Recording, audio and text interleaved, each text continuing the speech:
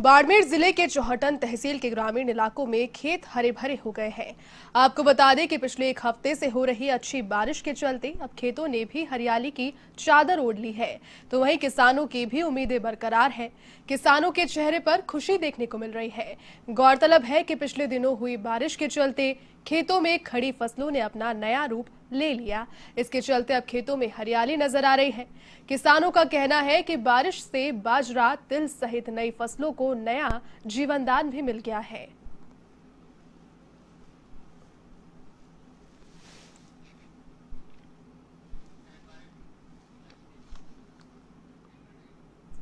झालावाड़ के गंगधार उपखंड के कई गांवों में सोयाबीन फसल पीली पड़ने से किसान चिंतित है।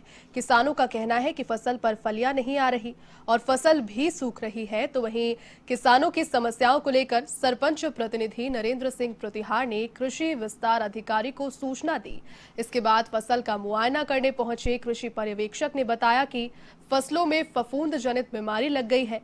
किसानों को फफूंद नाशक दवाइयों का छिड़काव करना चाहिए।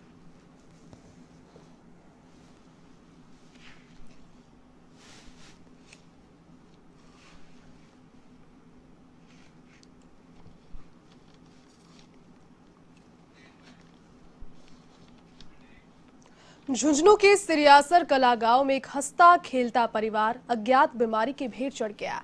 इस बीमारी ने फूलाराम मीणा के घर को इस कदर अपनी चपेट में लिया कि देखते ही देखते फूलाराम के 6 बेटों की मौत हो गई। इसके बाद से ये परिवार जो है लगातार अपनी तकदीर को कोसता नजर आ रहा है। गौर करने वाली बात इसमें यह है कि अभी तक मेडिकल साइंस में इस बीमारी का ना कोई जिक्र है और ना ही इसका कोई इलाज है। तो वहीं प्रशासन से भी इस परिवार को मदद किसी प्रकार की नहीं मिल रही है। इसके चलते ये जो परिवार है लगातार सरकार से मदद की गुहार अभी भी कर रहा है।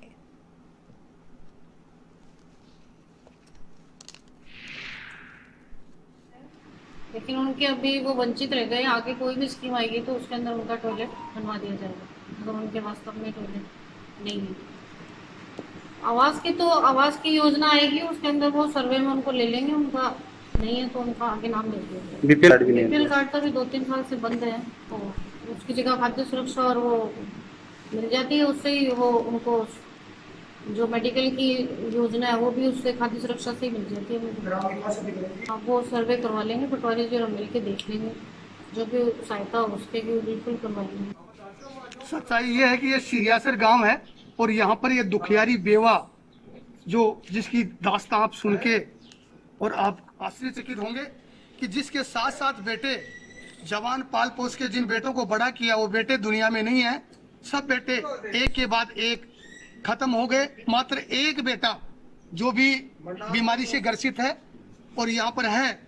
यहाँ पर इनके पिताजी और इनके पति 4-6 महीने पहले ही फूलाराम कैंसर की गंभीर बीमारी से दुनिया से विदा हो गए। आज इस परिवार की स्थिति यह है कि यहाँ पर कमाने खाने वाला बहुत है, कमाने वाला कोई नहीं है। और इस परिवार की आप बीती अगर बताएं तो बहुत समय लग जाए, लेकिन मैं शॉर्ट में बताना चाहता हूं कि राम और राज शायद दोनों ही इस परिवार से रूठ गए। देखिए, भारत सरकार की योजना और राजस्थान सरकार की योजना, यहाँ पर न कोई पीएम आवास से कोई योजना का पैसा मिला, कोई इंदिरा आवास से यहाँ पर योजना का लाभ मिला। यहाँ पर न शौचालय है, न बाथरूम है, न यहाँ पर इंदिरा आवास की जो योजना के तहत में मकान मिलते हैं वो मकान है। यहाँ पर किसी प्रकार की कोई सहायता इनको नहीं मिल रही। तो वहीं पाली के सोजत में रंजिश के चलते एक हत्या का मामला सामने आया, जहां दिन दहाड़े व्यापारी की कटर से गला रेत कर हत्या कर दी गई। इस घटना के बाद कस्बे में सनसनी फैल गई और आक्रोशित लोगों ने बाजार बंद करवा दिया। घटना की सूचना पर पुलिस मौके पर पहुंची है और घायल व्यापारी को अस्पताल में उन्होंने भर्ती करवाया, लेकिन इलाज के दौरान उसने अपना दम तोड़ दिया। पुलिस ने घटना की गंभीरता को देखते हुए कस्बे में आरएसी का जाब्ता भी तैनात किया। फिलहाल पुलिस जो है पूरे मामले की गहनता से जांच पड़ताल में जुटी है, लेकिन स्थानीय लोगों के अनुसार दुकान के मामले को लेकर विवाद चल रहा था। हालांकि पुलिस ने अभी किसी भी तरीके से इस प्रकार के किसी भी मामले से इनकार किया है।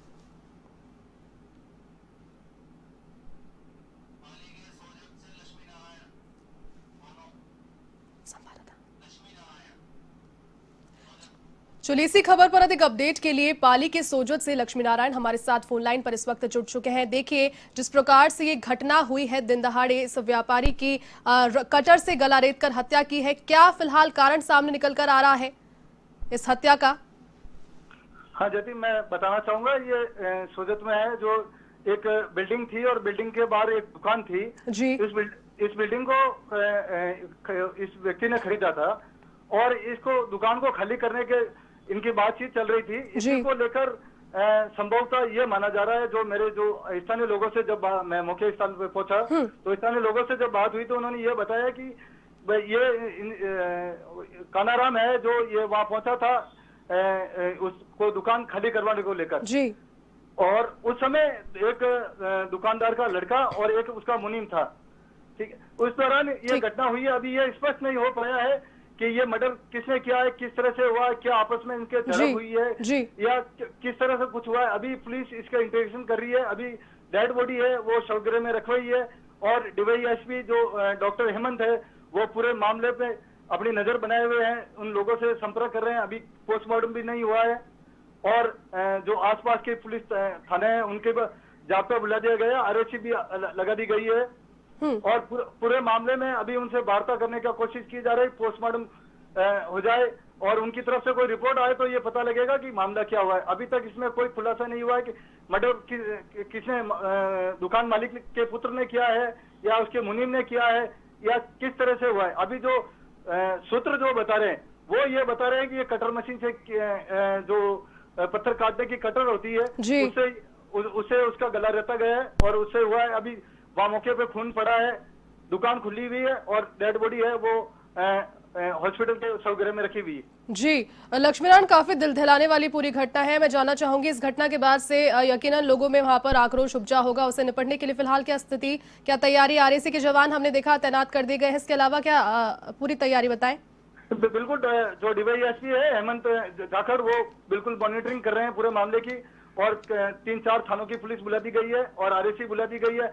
हालांकि आक्रोश है सिर्फ लोगों में, क्योंकि ये जो कानाराम है वो मेडिकल व्यापारी था, उसने ये कॉम्प्लेक्स खरीदा है और वो ये दुकान खाली करवाना चाह रहा था। इनके जो दुकान खाली करवाने का विवाद चल रहा था काफी समय से, इसको लेकर हुआ है।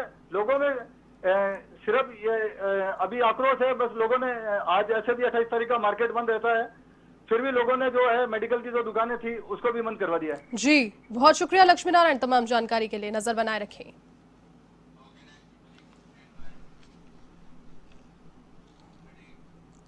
खबर अब बाड़मेर के बालोतरा से है, जहां पचपदरा रिफाइनरी क्षेत्र में हाईवे पर ट्रेलर ने बाइक को चपेट में ले लिया।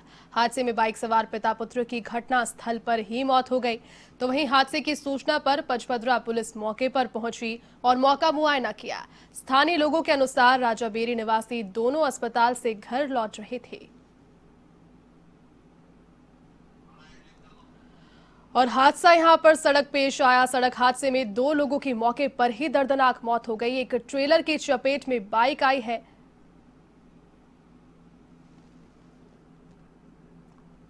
सड़क हादसा यहां पर पेश आया, एक ट्रेलर ने एक बाइक को अपनी चपेट में ले लिया। 2 लोगों की दर्दनाक मौत इस हादसे में हो गई। तस्वीरें फिलहाल आपको टेलीविजन स्क्रीन पर उस घटनास्थल से दिखा रहे हैं जहां पर यह सड़क हादसा हुआ है।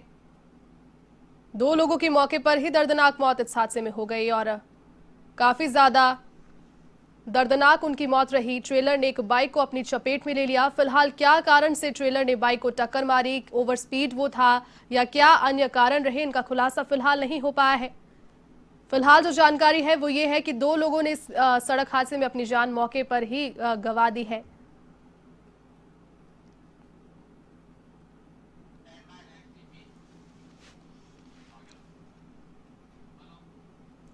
और ट्रेलर की चपेट में बाइक जब पहुंची तो 2 लोगों ने ट्रेलर की चपेट में आने से अपनी जान वहां पर गंवा दी है।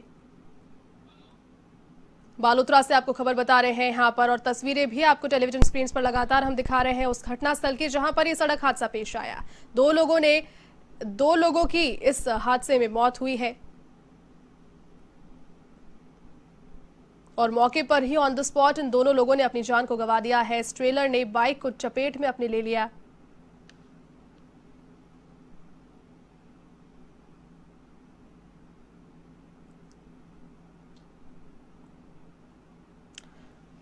बालोतरा से आपको खबर बता रहे हैं बाड़मेर के, जहां पर सड़क हादसा पेश आया। सड़क पर चल रहे ट्रेलर ने बाइक सवार 2 युवकों को अपनी चपेट में लिया और दोनों की मौत यहां पर हो गई है।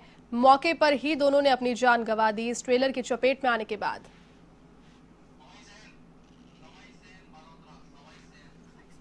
इसी खबर पर अधिक अपडेट के लिए हमारे सहयोगी सवाई सेन बालोतरा से फोन लाइन पर जुड़ चुके हैं। सवाई, बताएं कितने बजे ये सड़क हादसा पेश आया? 2 लोगों की मौत हुई है दर्दनाक इस हादसे में, बताएं क्या अपडेट? जी, मैं आपको बता दूं कि जस्ट रिफाइनरी क्षेत्र होके बाड़मेर सड़क जा रही है, उससे ये हादसा हुआ है। टेलर ने बाइक सवार दोनों को चपेट में लिया और दोनों की घटनास्थल पे मौत हो गई। जी, इसके अलावा क्या जानकारी निकल कर आ रही है सवाई? क्या ट्रेलर जो था वो ओवर स्पीड में था या फिर ओवरटेक करने के दौरान ये हादसा हुआ? ट्रेलर चालक को क्या पकड़ा गया है वहां पर या फिर वो फरार हो गया? ये टेलर को जब्त कर लिया गया है और ये मोड़ के दौरान ये हादसा हुआ है और ये पिता पुत्र दोनों थे जो इलाज करवा के बालोतरा से गांव जा रहे थे। जी, बहुत शुक्रिया तमाम जानकारी के लिए।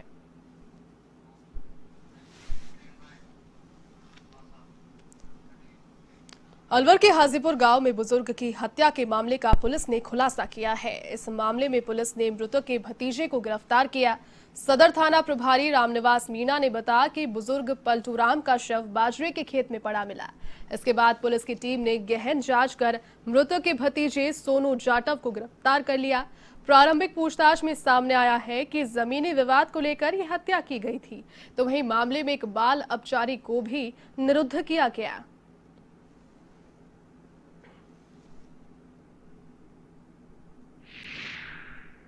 पलटू पेमाराम जाटव उम्र 60 साल के लगभग उसकी बाजरे खेत में लाश मिली थी। उसकी धारदार हथियार से हत्या की गई थी। इसके बाद हमने उच्च अधिकारियों ने मौका मुआयना किया और FSL टीम में मूवी टीम डॉग स्क्वाड बुला करके मौका मुआयना कराया गया। इसके बाद पूरे हालात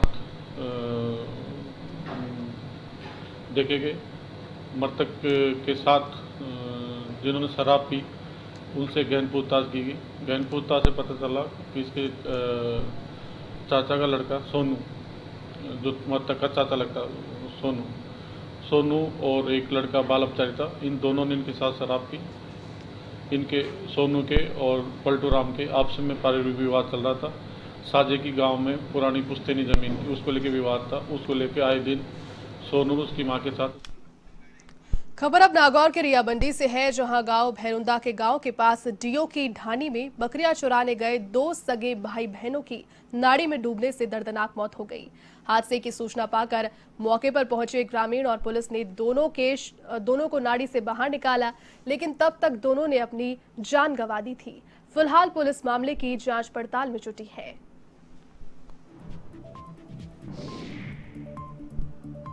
और पैर फिसलने से 2 सगे भाई बहनों की मौत हो गई। नागौर के रियाबंडी में दर्दनाक हादसा ये हुआ। बता दें कि बकरियों को पानी पिलाने के लिए नाड़ी के पास पहुंचे और पैर फिसलने से दोनों मासूम भाई बहन नाड़ी में डूब गए।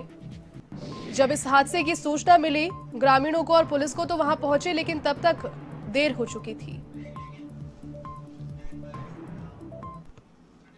सवाई माधोपुर के गंगापुर सिटी के उपखंड की ग्राम पंचायत बड़ी उदय में पानी की टंकी पर चढ़कर एक बुजुर्ग ने आत्महत्या कर ली। जानकारी के अनुसार बौली क्षेत्र का रामचरण जागीर बहन के यहाँ बेटियों का रिश्ता देखने गया था, लेकिन बहन के यहाँ आने पर जलदाय विभाग की पानी की टंकी पर चढ़ गया और वहां से छलांग लगाकर नीचे कूद गया।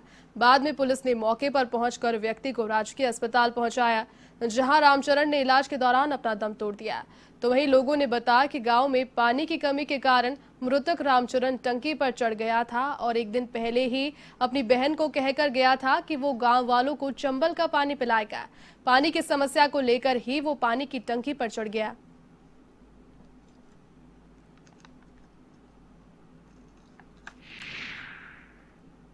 फोन से सूचना आई थी कि एक व्यक्ति है जो ग्राम बड़ी उदय पुलिस थाना सदर में पानी की टंकी पर चढ़ गया है।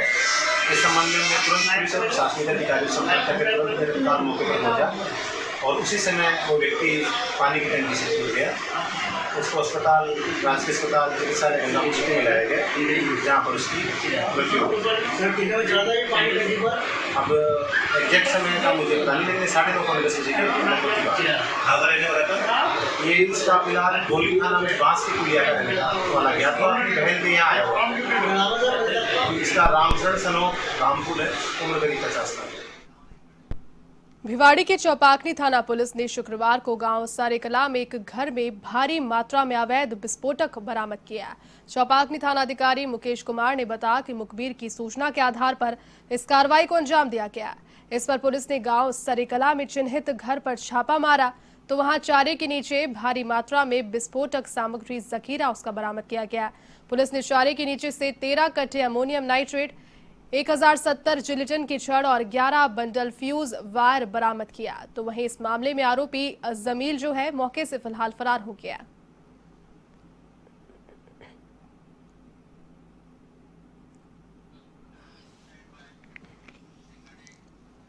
आज युवा सरकारी नौकरी की चाह में कॉलेज के समय से ही कोचिंग जाना प्रारंभ कर देते हैं और जो छात्र कोचिंग नहीं जाते वो पास नहीं होने के कारण कोचिंग नहीं कराने की बात कहकर अपना पल्ला झाड़ देते हैं। लेकिन क्या प्रतिभा को निखारने के लिए कोचिंग आवश्यक है? तो शायद नहीं, और आप भी इस मत से सहमत होंगे, क्योंकि प्रतिभा को निखारने का काम करती है मेहनत और इसके लिए कोचिंग की कोई जरूरत नहीं है।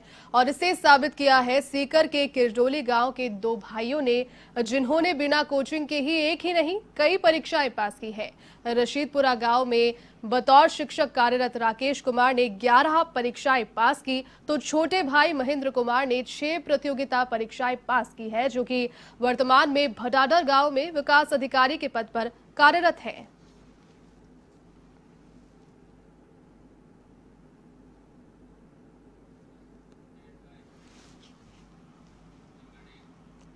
भरतपुर की सिकरी में 2 पक्षों के बीच में खूनी संघर्ष, आपसी विवाद के चलते दोनों पक्षों में फायरिंग यहां पर हुई। उस खूनी संघर्ष में 6 लोग घायल और 5 लोगों को गंभीर हालत में रेफर किया गया। एएसपी समेत भारी पुलिस जाब्ता मौके पर पहुंचा। पुलिस ने दोनों पक्षों से समझाइश यहां की। पुलिस ने अवैध हथियार बरामदगी के लिए अभियान यहां चलाया। पुलिस ने इसके लिए कुछ लोगों को हिरासत में लिया। कैथवाड़ा थाना क्षेत्र के डाबक गांव का ये पूरा मामला।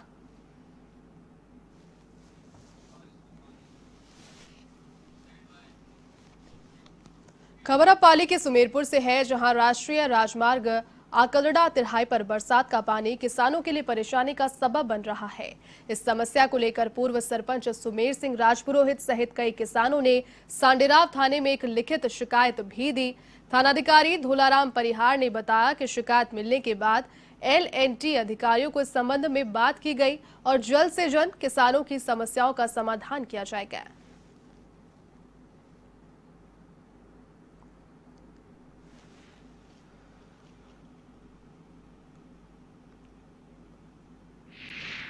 गाँव आकरा की सरहद में जो पानी भरा हुआ है, गाँव आकरा के पूरे जावा से आता था और रोड के पैरेलल पे से बिरामी सरहद से होके नदी में गिर जाता था। तो जब से नेशनल हाईवे बना है तब से उसकी ऊंचाई 5 फुट बढ़ा दी। उस कारण से पूरे खेतों में पानी भरता है और लगभग 100-150 बीघा खेती में खड़ी फसल हर साल नष्ट हो जाती है।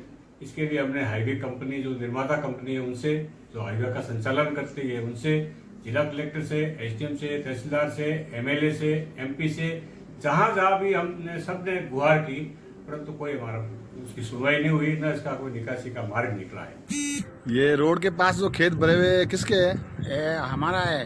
तो क्या ये पानी हमेशा भरा रहता है? हमेशा भरे रहता है। फसल वगैरह आपने कोई बोई थी? बोई थी। ये पानी भरा क्यों रहता है? पानी ऊपर आता है, फुल पानी आता है, मतलब घोड़े घोड़े तो पानी आता है। हाईवे के हिसाब थी, मतलब पानी पूरा। अच्छा, मतलब हाईवे के पास में पानी की निकासी नहीं है? हाँ। तो आपने कभी उपखंड अधिकारी को बात वगैरह बताई थी? सुनवाई नहीं की। खबर अब बारा के कस्बा थाना क्षेत्र से है, जहां अचानक हुई बारिश ने न्यू कॉलोनी के लोगों के सामने भारी परेशानी खड़ी कर दी है। यहां जगह जगह जलभराव की स्थिति होने गई है, तो वहीं निकासी की समुचित व्यवस्था नहीं होने के कारण पानी जो है घरों में घुस गया। न्यू कॉलोनी में चारों तरफ लबालब पानी भरा हुआ है। ऐसे में लोगों को बीमारियों का भी डर सता रहा है।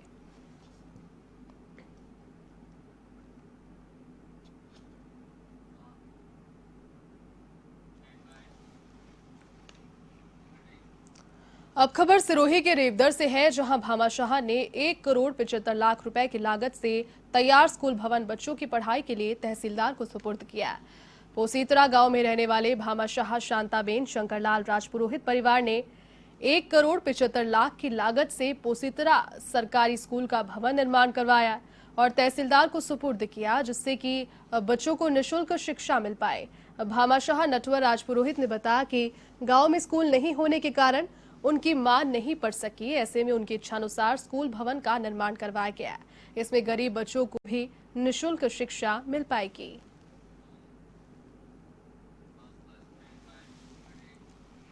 अब खबर झालावाड़ से है, जहां बडिया बिरजी गांव में मंदिर निर्माण की आड़ में दबंगों ने एक परिवार का रास्ता बंद कर दिया। इसकी रिपोर्ट पीड़ित नारायण सिंह ने उन्हेल थाने को दी। ऐसे में दबंगों की ओर से मामला वापस लेने का दबाव बनाया जा रहा है। इसको लेकर पीड़ित पक्ष ने पुलिस उपाधीक्षक गंगधार कार्यालय में प्रार्थना पत्र पेश किया। इसमें लिखा कि दबंगों की ओर से उन्हें जाति से निकालने की धमकियां भी दी जा रही है। तो वहीं पुलिस उपाधीक्षक ब्रिजमोहन मीणा ने पीड़ित को कार्रवाई का आश्वासन दिया।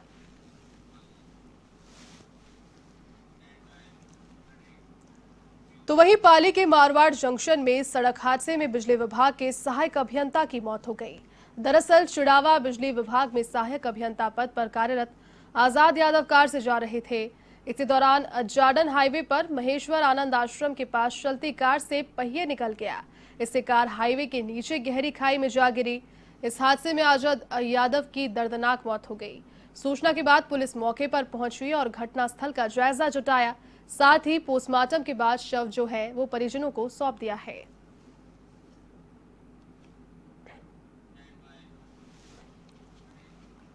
अलवर की रामगढ़ पुलिस ने 2 शातिर आरोपियों को गिरफ्तार किया। गिरफ्तार आरोपी लड़कियों के नाम से फर्जी आईडी बनाकर लड़कियों से दोस्ती करते थे और अश्लील कंटेंट भेजकर बातचीत करते थे।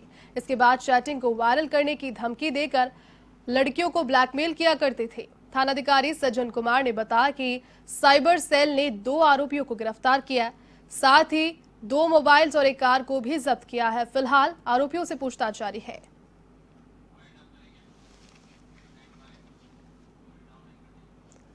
गांव की दुनिया के आज के सफर